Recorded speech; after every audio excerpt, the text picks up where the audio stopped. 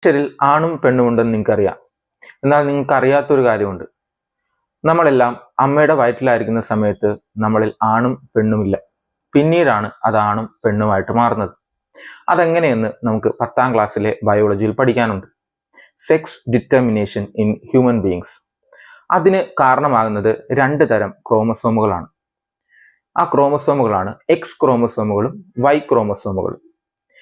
X ക്രോമസോമുകൾ മാത്രമുള്ളവരെയാണ് നമ്മൾ പെണ്ണ് എന്ന് വിളിക്കുന്നത്. ഇനി ഒരു എക്സും ഒരു വൈയും ആണുള്ളതെങ്കിൽ അവരെ നമ്മൾ ആണ് എന്ന് വിളിക്കും.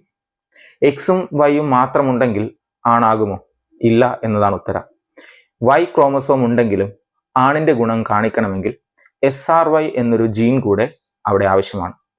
SRY ജീൻ ഉണ്ടെങ്കിൽ മാത്രമേ വൈ ക്രോമസോം ആക്ടിവേറ്റ് ആവുകയും അവരിൽ ആണിന്റെ ലക്ഷണങ്ങൾ പ്രകടിപ്പിക്കുകയും ചെയ്യുള്ളൂ.